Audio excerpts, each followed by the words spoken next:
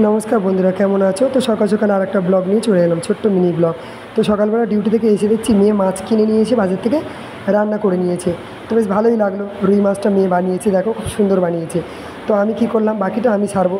আর ওদের স্কুল আজকে প্রোগ্রাম আছে, তো ওই জন্য কিছু ড্রেস আমি ফিটিংস করার ছিল ওদের, তো সেগুলো করবো বলে ও মাছের ঝোলটা করে নিয়ে যা। দেখো এখানে বাজার থেকে কাঁচকি চুনো আমি নিয়ে চলে এসেছি। তো চুনো মাছটা একটু বানাবো, আমি বানাবো ওটা। তো একটু নুন দিয়ে দিলাম, একটু ধনের গুঁড়ো, একটু জিরের গুঁড়ো, একটু, মাছটাকে আমি কাঁচাই বানাবো। তো একটু হলুদ গুঁড়ো দিয়ে দিলাম, একটু লঙ্কার গুঁড়ো দিলাম, দিয়ে এটাকে আমি কাঁচা বানাবো। সব মশলা দিয়ে মাখিয়ে আমি এটা কাঁচাই বানাবো। তো ও একটু হেল্প করলো, তা আমার সুবিধা হলো। তো একটু তেল দিলাম এখানটা, কারণ আমাকেও আবার ডিউটি যেতে হবে আরেকটা ক্লাব।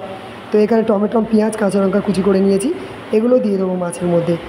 দিয়ে সব আমি একসঙ্গে মিক্সড করব। তারপর আমি এর মধ্যে একটুখানি আদা রসুন বাটা দেবো, সামান্য অল্প আদা রসুন বাটা একটু দিয়ে সব মাছগুলো আমি তেল দিয়ে মাখাবো। তো দেখতে পাচ্ছ আমার মাছগুলোকে আমি মাখিয়ে নিলাম।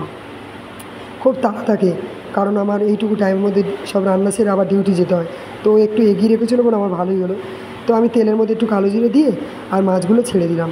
দেখতে পাচ্ছ মাছগুলোকে সব দিয়ে দিলাম, দিয়ে এইভাবে আমি বসিয়ে দিলাম, নেড়ে নিলাম, নিয়ে একটু সামান্য জল দিয়ে বসিয়ে দিয়েছি।